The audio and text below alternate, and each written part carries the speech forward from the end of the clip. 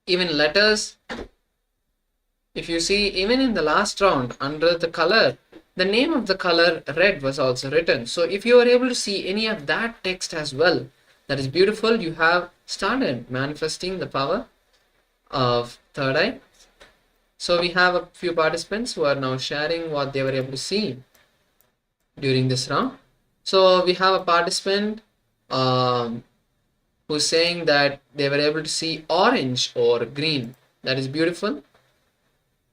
So Srinitya Lingodbhavan is saying that he was able to see orange or green. That is beautiful. We'll now be verifying in a few minutes. Any other participants, if you are able to see anything, you can now post it in the chat. Luan is saying dark blue.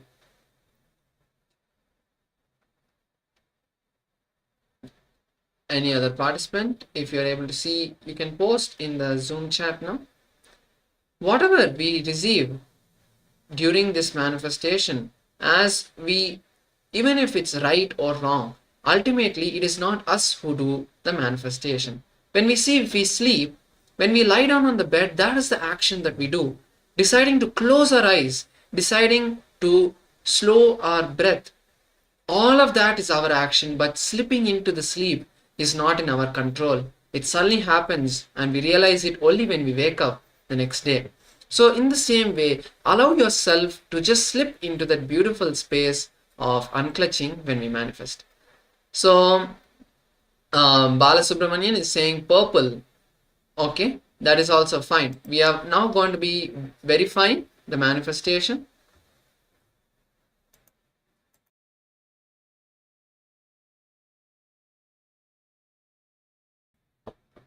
So Sri Balasubramanian is saying that he was able to see purple in his inner space. That is beautiful, Aya. But now all of you can see that the color is blue. So Luan, again, you are able to see the manifestation. You are able to see the color blue. That is beautiful. Sri Balasubramanian Aya, you are also able to see purple. That is also very close to this color. So that is beautiful. You have all manifested, you've all started manifesting, and don't feel that, okay, I'm not manifesting, others are manifesting, this is not for me, I have so many incompletions. Drop all of this self-doubt or self-hatred or self-denial. The thing is that all of us are in the external world, and there is one lot of external toxins itself which affect us. So beautiful general advice that all of you can start doing during the breaks or when you're even listening to session is the Trinetra Kumbhaka. So the Trinetra Kumbhaka is a beautiful and a powerful technique to completely detox the third eye. Just 21 times in the morning and the evening is more than enough for you to start seeing a breakthrough. The Trinetra Kumbhaka is very simple. So it is inhaling through the right nostril, hold the breath, do not exhale. Inhale through the left nostril, hold the breath, do not exhale, and inhale through both nostrils and hold the breath without exhaling. Finally, exhale through the left nostril. This Kumbhaka is called the Trinetra Kumbhaka or the Trinetra Pranayama. It's like, for example, when there is something stuck in a straw, you bring the straw to your mouth and blow with lot of force, the stone which is stuck inside just flies out and gets cleared. That is the same thing with the third eye. When we keep pushing the air inside, the prana energy inside our body, the third eye gets cleaned very intensely. There's a question, Trinetra Kumbhaka 21 times in the morning. See, you can do it 21 times, 11 times, based on how much time you are having and how much intensity you want. If you have any heart related or if you are pregnant, or if you are medically not very fit, that is okay. You can do just a few times, one time a day. But if you have good health and you have the intention to manifest the powers, you want to manifest intensely, even 21 times in the morning and evening is beautiful. So with this, we come to the end of this first session of the program. And now we are going to be moving into the Jnanapada. the beautiful, powerful cognitions that Swamiji is going to be sharing with us today. Today we are going to be focusing on yoga. So yoga, as we know, is just asanas or maybe doing some body postures, maybe even doing these pranayamas, but that is not where yoga stops. Yoga is connection with the divine, becoming one with Paramashiva. That is yoga. Yoga is not just the ability to bend your body, but it is also to connect your inner space with the ultimate cosmic energy. So now we are going to be learning about the Ashtanga Yoga, the 8 different parts of yoga in this first session. And today, the whole day, we are going to be focusing on learning the science of the Yoga Pada, which is in the Agamas. So first, now we're going to be listening to a satsang where Swamiji shares the powerful cognitions about yoga and the Ashtanga Yoga, the 8 parts of yoga. So you can all be in the space of listening now, and any questions you have, feel free to post it in the Zoom chat and we'll be answering it during the question. Now let's listen to Swamiji as he shares the powerful cognitions about yoga.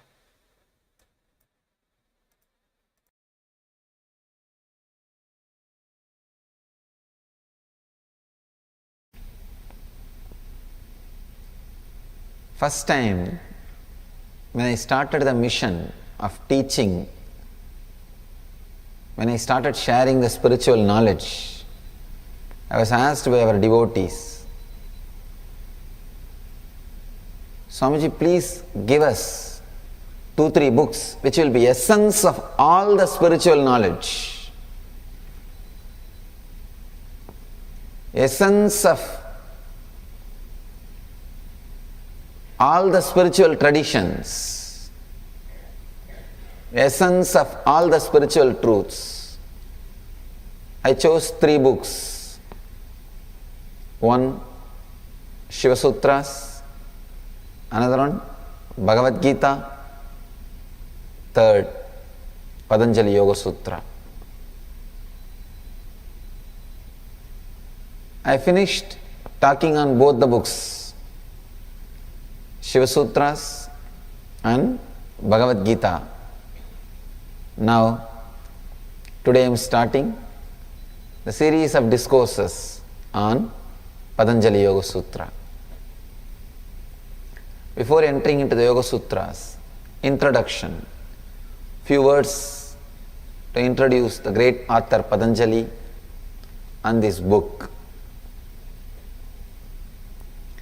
Every religion has 2 parts. 1, the spiritual core, essence. The other, belief system.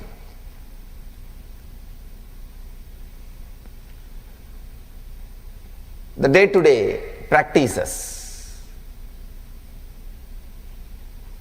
Any religion will have these 2 parts. One is the spiritual essence, the core part. The another one is day-to-day beliefs.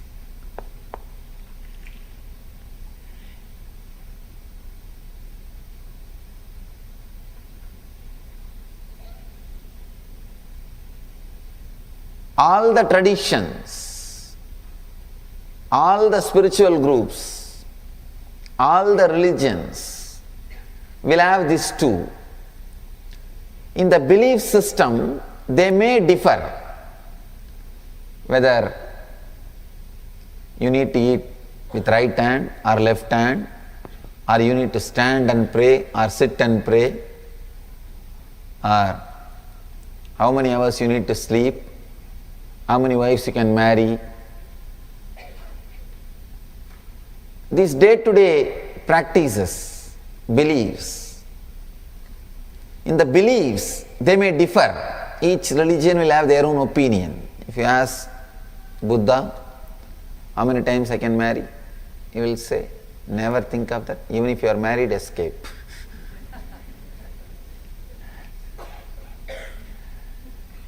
If you ask Shankara, he will say, don't marry. If you ask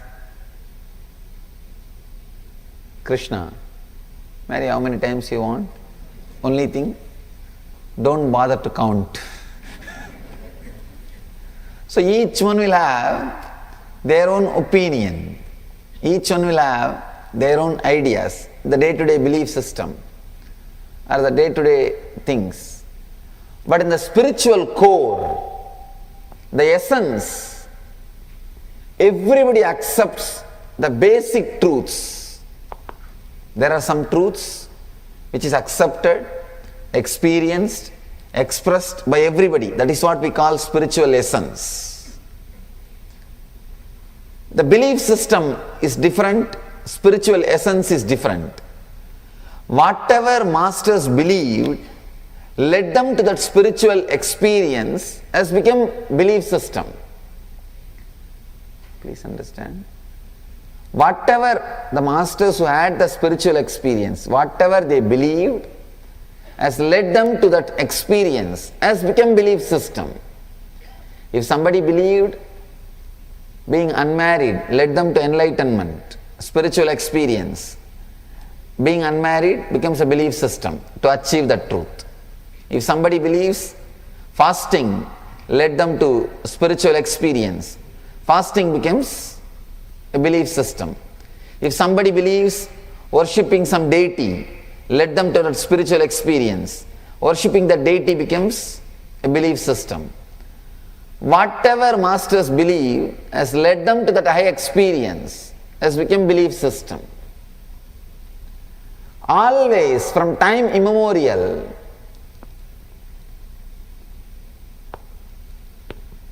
whatever masters have believed has led them to the higher experience, has become religion, has become belief system. Here, first time a master has happened, master is expressing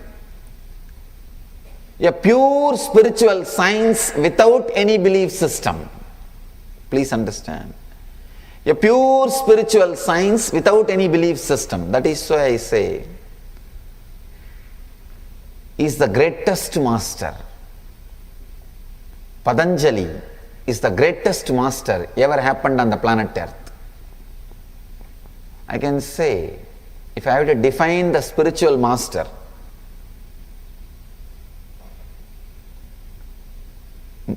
spiritual master is a person whose teachings are remembered every day and practiced by people.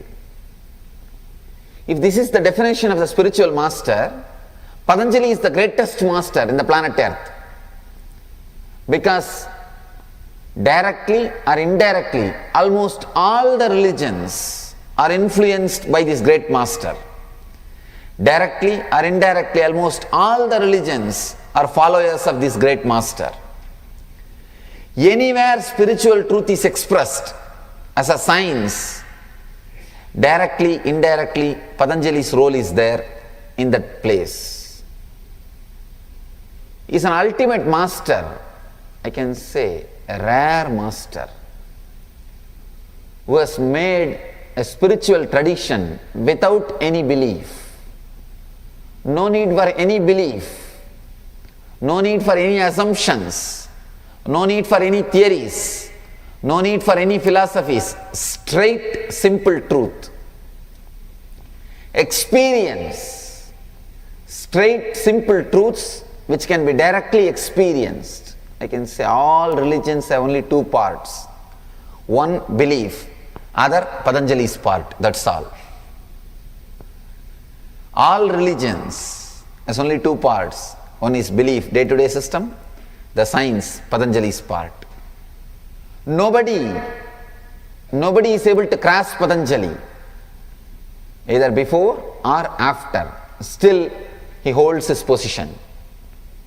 He is the ultimate, greatest spiritual scientist happened on the planet Earth. He is very clear.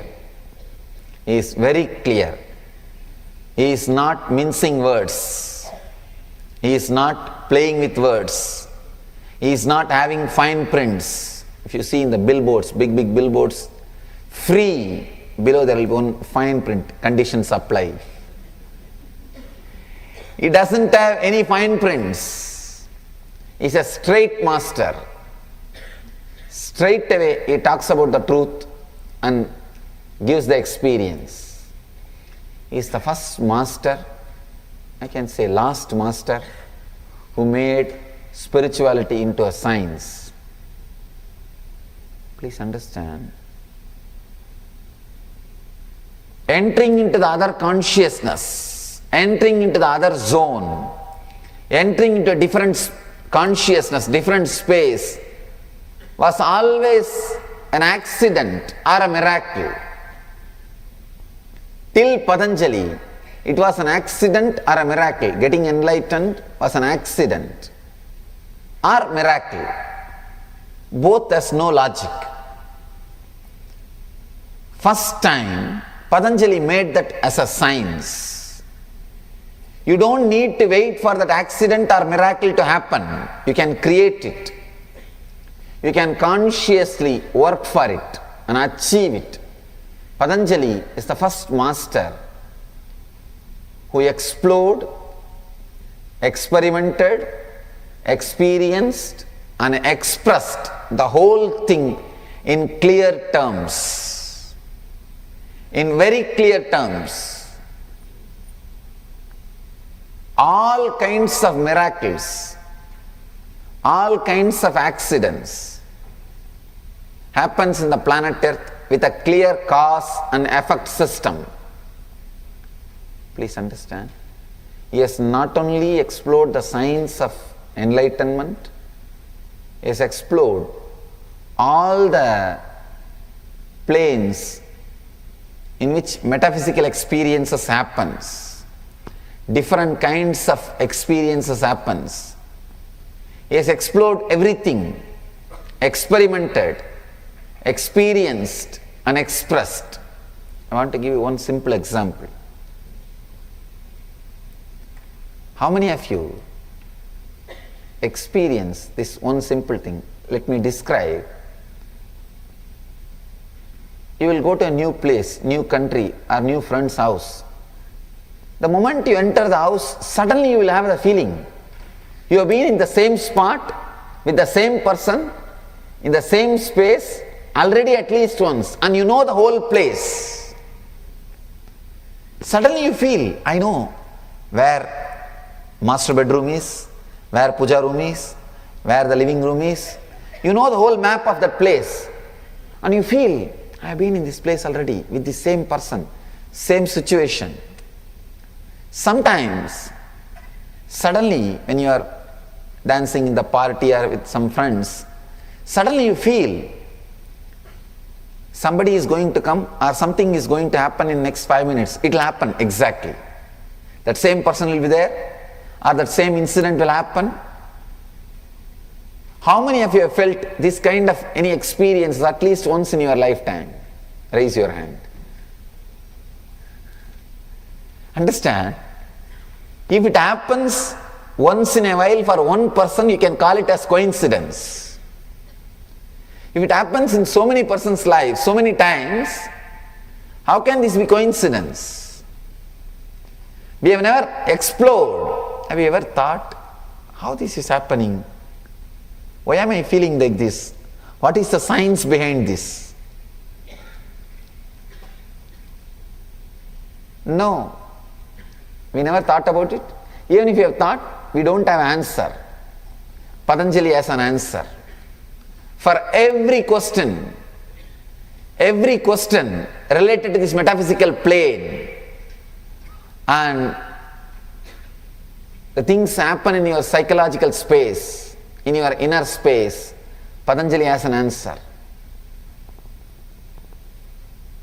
Great scientists not only explored the science of enlightenment, explored all different human experiences, all different spiritual experiences, all kinds of miraculous experiences, and all accidents. He has explored everything. Please understand, not only miracles, even about accidents. He has studied, he has mastered and expressed. Miracle and accident are almost one and the same. Both, you don't know the reason. If the result is favorable to you, you call that as miracle. If the result is, you don't feel happy with the result, you call that as accident. But both has no reason in your ordinary logic. It has reason in your deeper layers. In the deeper space, it has logic. The incident which happens in your conscious plane, but the reason is unknown to your conscious plane, is what we call as miracle or accident. Patanjali has explored the whole science and he has clearly expressed how to consciously create miracles and how to consciously avoid accidents.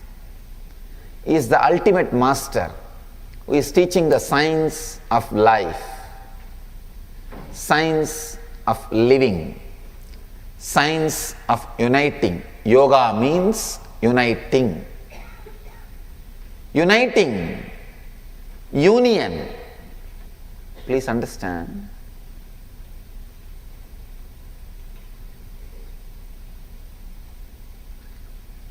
Uniting the individual soul with the cosmos, uniting the individual identity with the whole nature.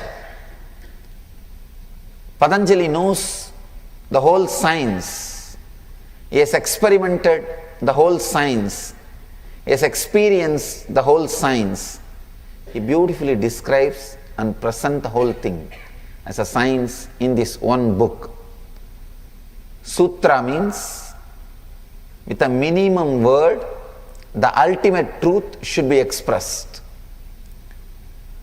Here, Patanjali, the great master, expresses in a very simple minimum words the ultimate science of uniting yourself with the whole cosmos.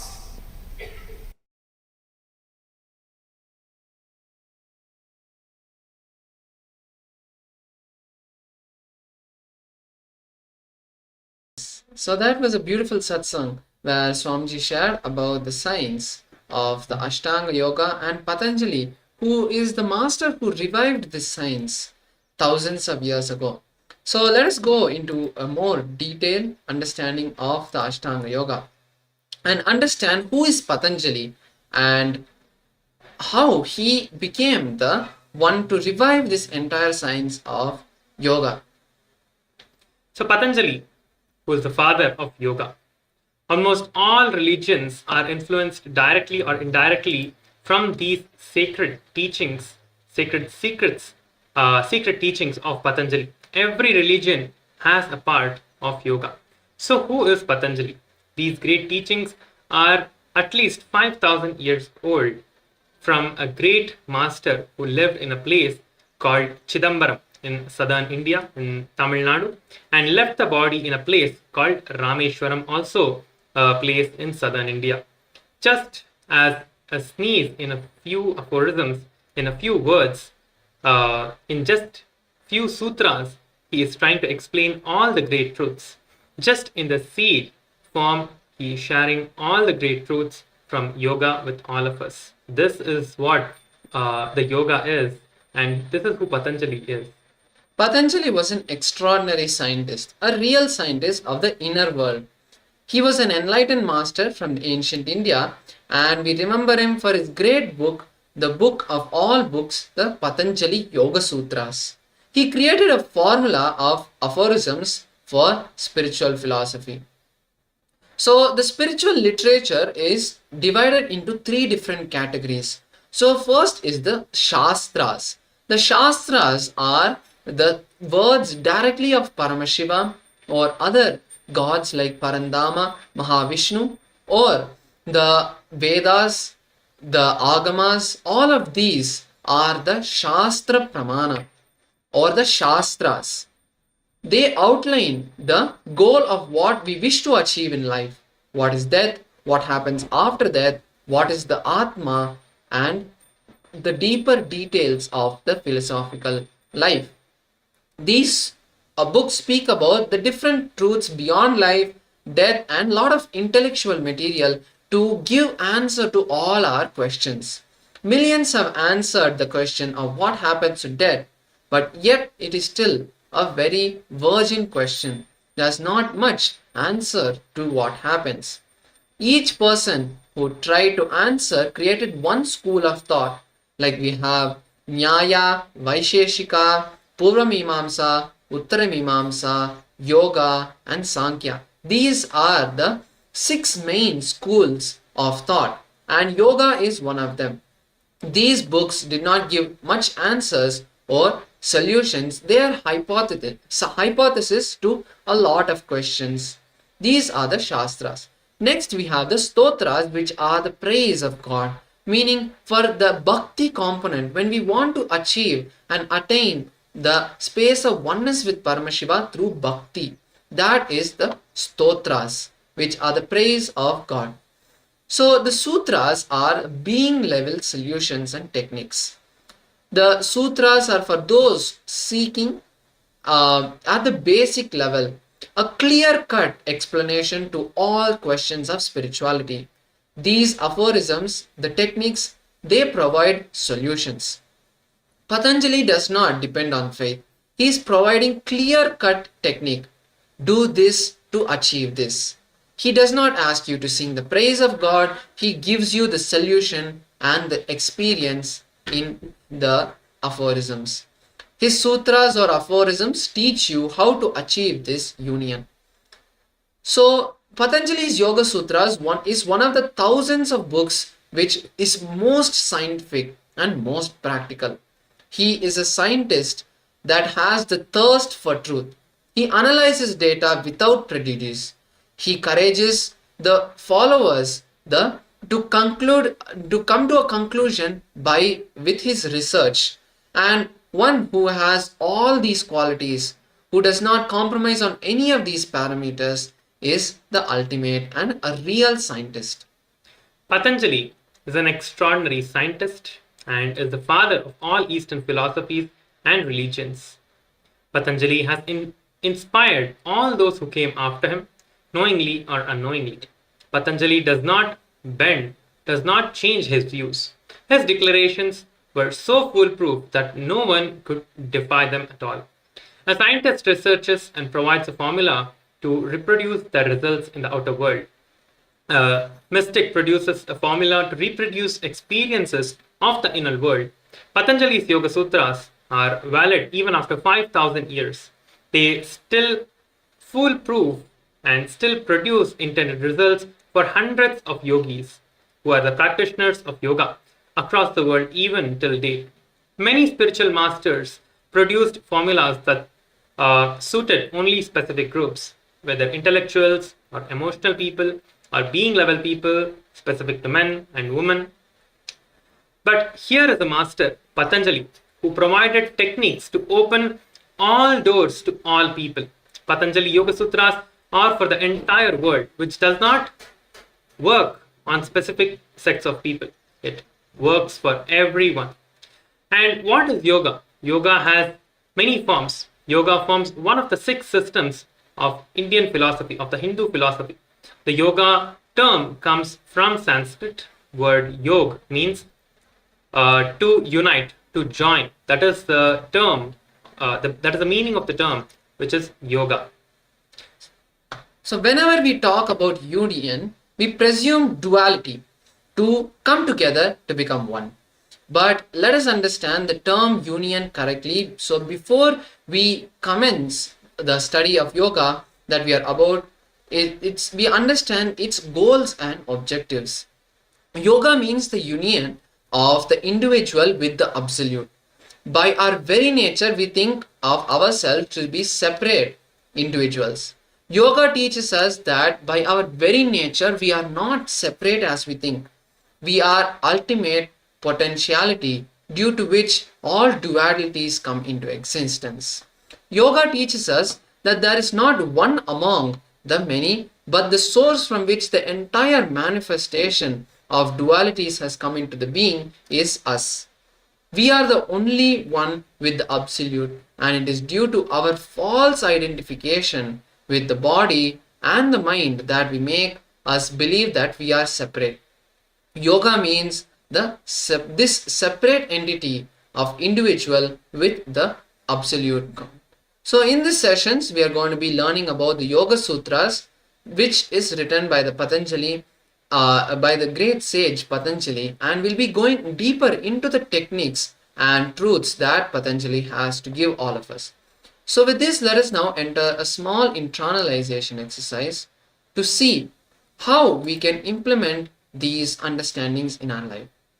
So as we are going to be having multiple processes today, we need it is best if you practice these techniques with a partner or with someone. And to do that, you'll need to contact someone, like whether your friends or family, and tell them about the Paramashivoham. Tell them about the powerful cognitions that you have learned in yesterday and today, and connect with your near and dear ones from your local Sangha or family and ask them to join the program today. So let us now take a few minutes to bring another person to this program. If you don't have anyone, that is perfectly fine, but at least give it a try and try to enrich one person. If you already have, that is fine. You can just be in the space of listening and unclutching, writing down the powerful cognitions that you received from this session. Otherwise, you can take this time to now call a few friends or relatives and tell them, enrich them about this Paramashivoham program.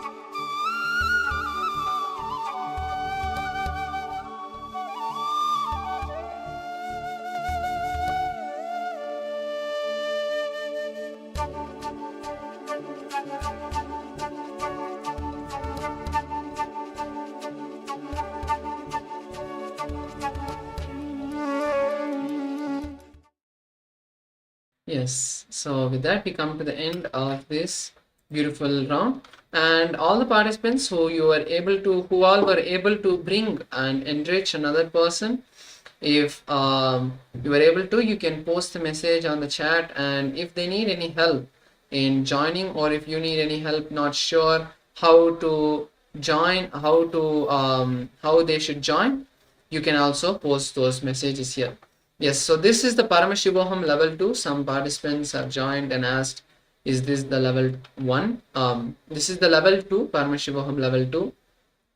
For any participants who are joining and they're not sure if this is the level 1 or how to join the level 1, it's very simple. You can all head to events.ecitizen.info. I'll be just posting the message shortly, the event link. Events.ecitizen.info. You can head to that webpage, and over there in the programs section you will see the option Paramashivoham level 1, 2 and 3. Go to the Paramashivoham level 1 or 2 or 3 respectively and select that option. You will be redirected to the right Zoom room. So with this, we now be moving into the next session, which is the power manifestation session. So at the end of every session, we'll be manifesting the powers of Paramashiva. So in this session, we are going to be manifesting the power of body scanning. So let me now read the Shastra Pramana for all of you, bringing the scriptural reference, means the direct words of Paramashiva. Let's also understand the technique that Paramashiva reveals in this beautiful Shastra Pramana, and then move into the power itself.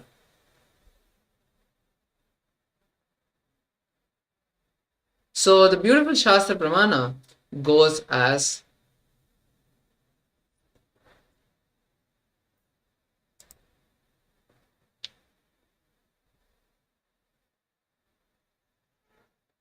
Dehantare tvati bhagam vitibhutam vichintayet nakinchidantare tasya dhyayan adyanya bhagam bhavet. This is from the Vijnana Bhairava Tantra, Sutra 48, Dharana 25.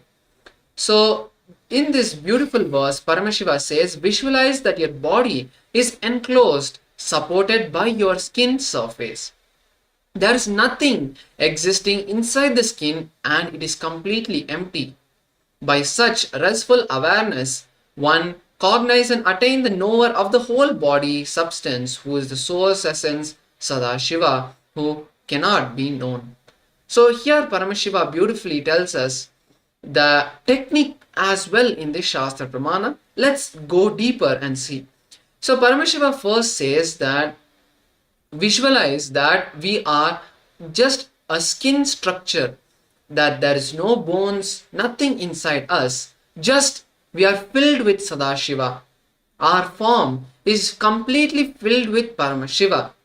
And then Paramashiva says what we get to know the entire bodily substance, we get to know all the knowledge about our body, and we also are in oneness with the source essence Sadashiva or Paramashiva during this manifestation. So visualizing ourselves as Swamiji is a very easy way, because visualizing ourselves as, if you're able to visualize yourself as just light, that is fine. But if you're not able to do that, visualizing yourself as Swamiji, we have all seen Swamiji sit, how royally and majestically he sits on the throne and gives the darshan every day. Just visualize yourself as Swamiji during this manifestation, sitting in that grand majestic way during this manifestation, and then chant the Mahavakya. When these two are done, we get to know the entire essence of our body. So now let's enter the manifestation itself. So in this first level, we are going to be manifesting the power of scanning our own body. So you can all scan your own body during this first round of the manifestation. Sit in a comfortable cross-leg position. Keep a piece of paper and pen with you so that you can write down as you see the different components of your body. Visualize yourself as Paramashiva and intensely write down whatever is being revealed. Let's all enter the manifestation now. You can all start chanting the Mahavakya.